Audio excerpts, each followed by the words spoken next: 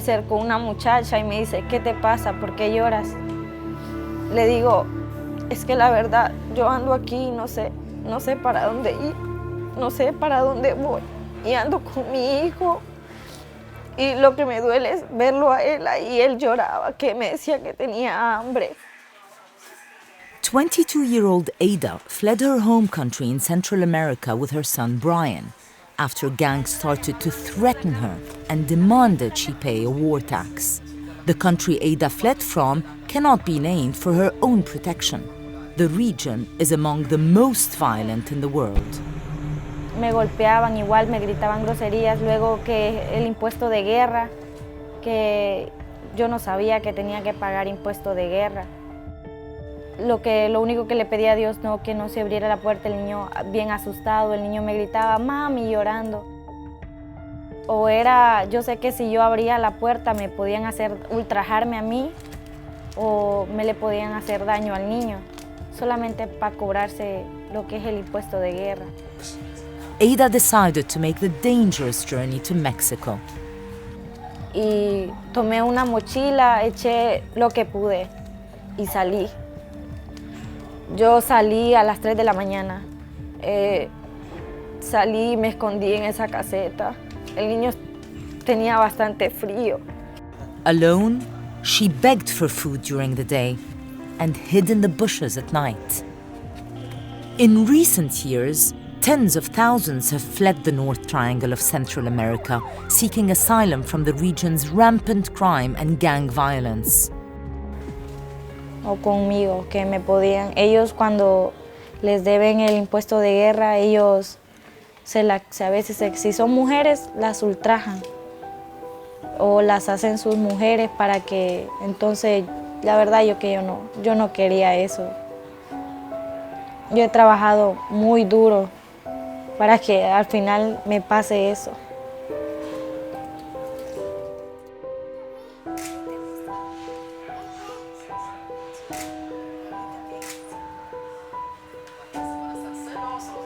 These high figures are not just figures. Behind each one of these 65 million people is a story of fear, of dispossession, of exile, and of hopelessness. We need not to forget that. We need to remember that, to draw from that awareness that these are human beings with human stories. We need to draw from that awareness a renewed sense that we need to tackle this all together, that none of us is exempt from that responsibility.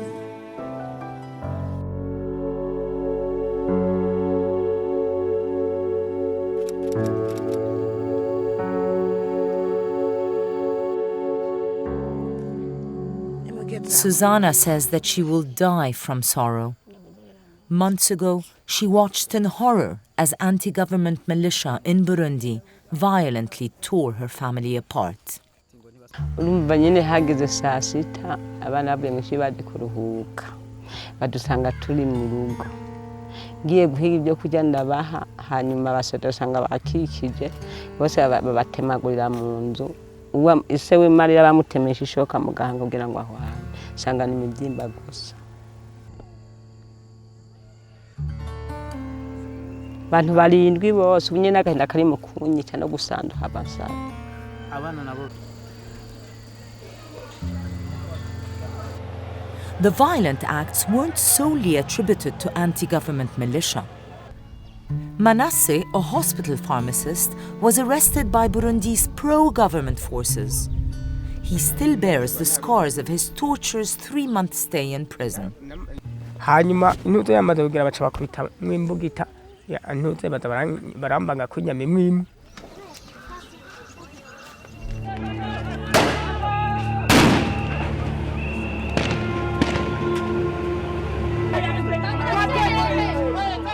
More than 270,000 people have fled to neighboring countries, particularly Tanzania, DRC and Rwanda, and that flow hasn't ended because the internal conflict in Burundi continues to be the cause of internal and especially external displacement. All this to say that Africa is and remains the theater of some of the largest refugee situations in the world.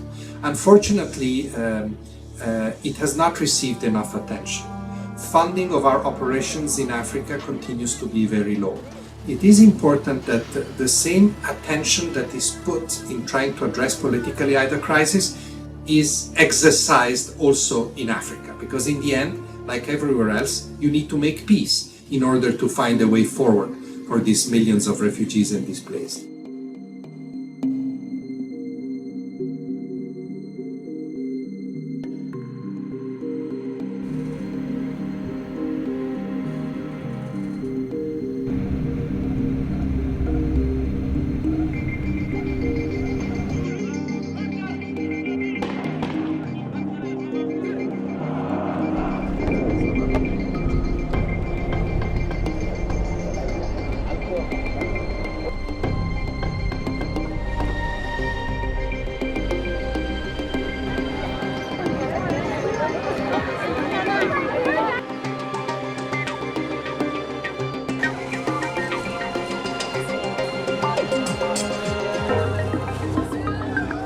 I'm not sure how many years it will take till we eliminate conflict. That would be a long time. I'm hopeful that we'll make some difference. It may not be a huge difference right away. We won't see a lot of difference coming quickly, but we can at least set the grounds for people thinking about refugees and migrants in a different way, accepting them more easily and readily.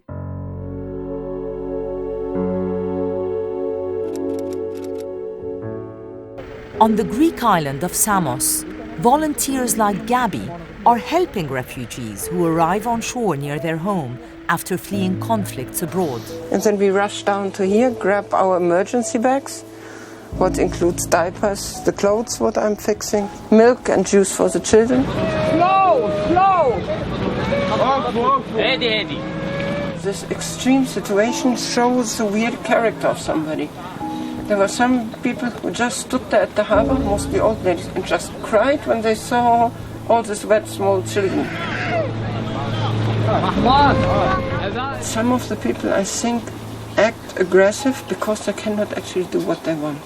So when I take these people and say, please just keep this baby warm, you have not to give me anything, just keep these children when they come, because they have to be safe, they have to have the feeling that somebody's there, they're actually very sweet, because they can give something.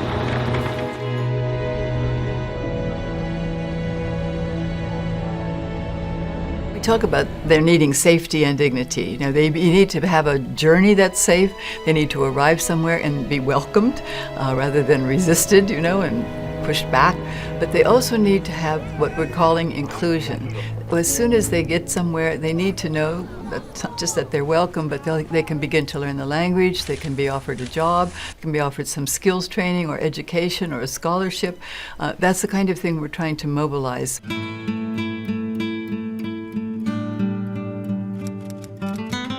In Sao Paulo, Brazil, Talal and his family have found this inclusion thanks to the country's open-door policies.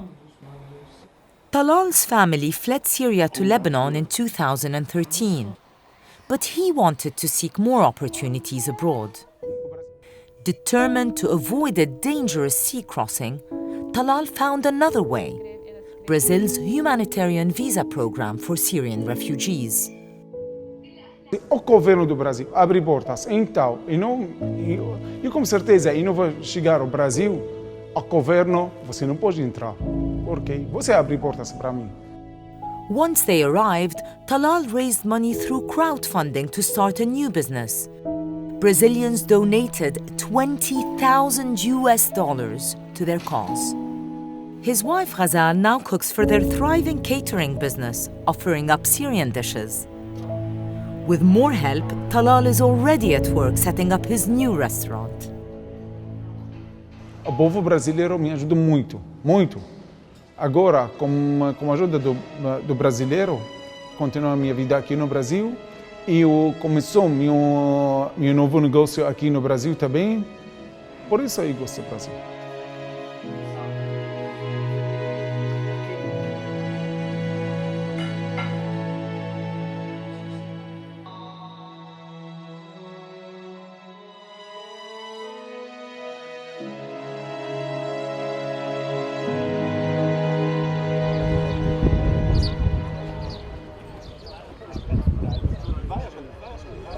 7 or 8 countries host more than half the refugees in the world. And likewise, 7 or 8 countries provide more than half of the funding to help the refugees and displaced. This is not a sustainable situation, especially with the problem becoming so big and complex. Remember, refugees are not just the responsibility of a few receiving countries or of a few donors. They're a collective responsibility. If you read the Refugee Convention in its preamble, which was written 65 years ago, that preamble, like the whole convention, is still very valid today. It says refugees are an international responsibility.